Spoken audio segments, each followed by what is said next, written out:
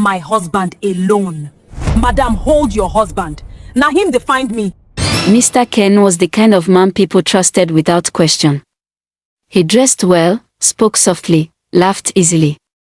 At work, he was known as responsible and hardworking. At home, dependable.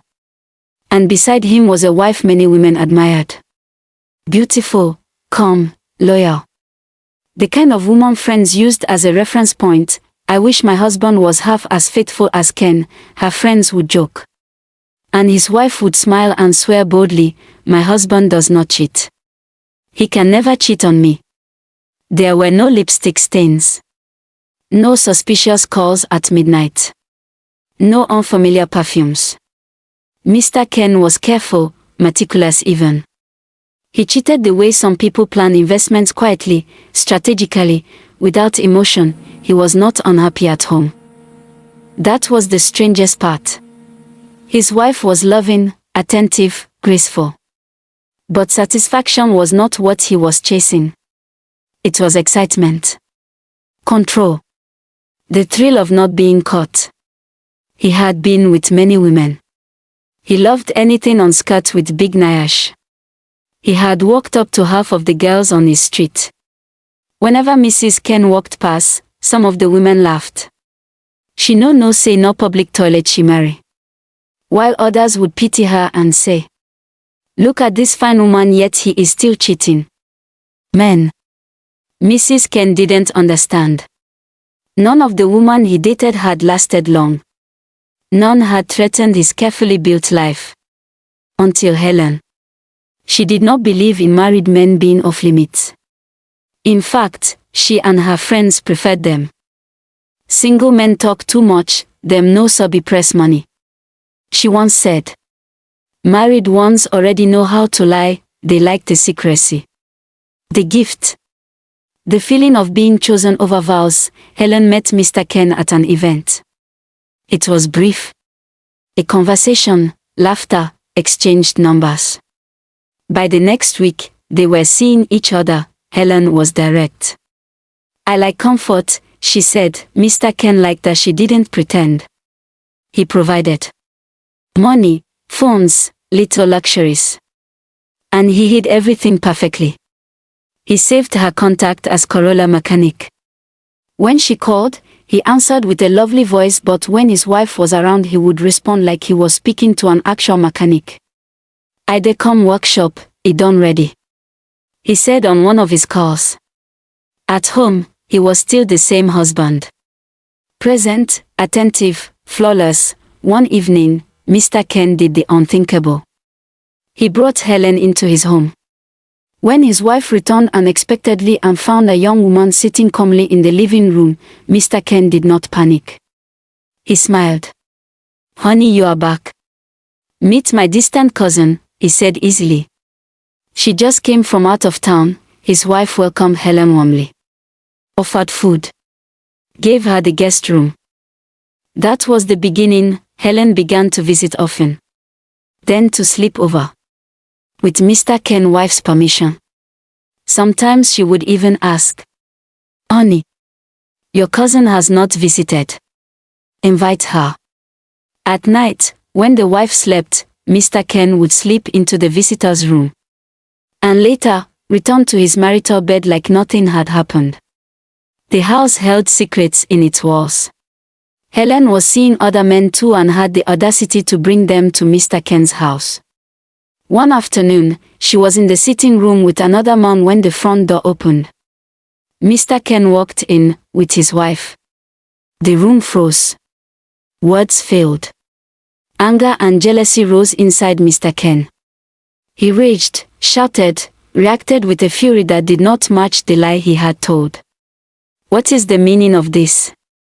How dare you? His wife watched silently.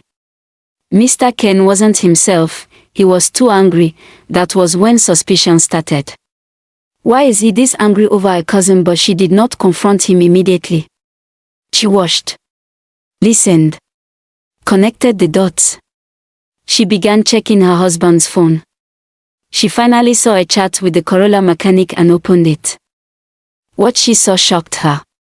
Her husband sends money to Helen on a steady and buys Helen the wigs she asked for. Something inside her broke, but quietly. He said she was his cousin, she said to herself. Instead of confronting him, she pretended and decided to pay him back. If betrayal was the language of the house, I will learn to speak it too. She cheated back. Carefully. Quietly. Just as he had.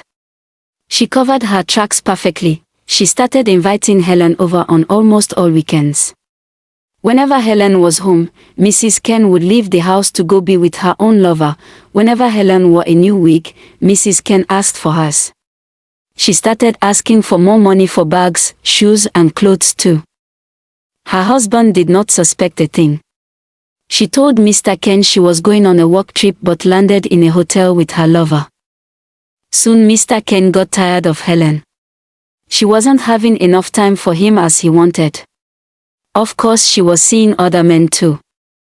Mr. Ken stopped her from coming to his house and calling. Ken's wife noticed that Helen had not visited for long. She checked his phone again and found out he had cut her off. She asked him, "Honey, what about your cousin Helen? She has not visited for the past 3 weeks now. Hope there is no problem." Mr. Ken hurriedly answered. She traveled back to the village. One afternoon, Mrs. Ken texted Helen for a lunch date. After much thought, Helen decided to go. Mrs. Ken was smiling like she just saw a bag of dollars. Helen stood boldly, not knowing what was coming. "Who are you, and you better not lie to me?" Mrs. Ken started. "What?" Helen was shocked. "Yes. You are my husband's sick chick. I knew since the day we caught you in bed with another man. How dare you?" Helen didn't even apologize or feel remorseful. She adjusted her dress. "Chain your loose dog," she said and walked away. Mr. Ken found a new side chick. Bella. He began spending on her like she was his new wife. Started buying new clothes, shoes and scents for himself to look good and impress her. He was always on his phone smiling. Mrs. Ken found out again and kept it to herself. One morning, he wasn't preparing for work. He was on his phone. "Honey, aren't you going to work today?" she asked. He said he was going to work from home. Apparently, he had made plans with Bella. When his wife left for work, he chatted Bella to come over. When she did, they did the do and Bella cooked afterwards. Overexcitement had the best of Mr. Ken. He forgot that his wife was soon coming home.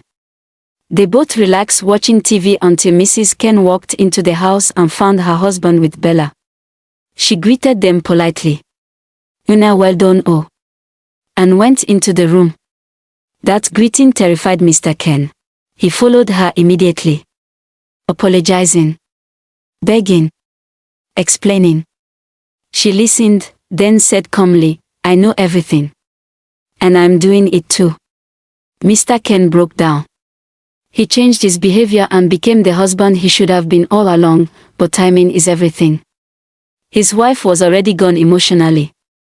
"I'm enjoying myself now," she said, "so there's no need to apologize."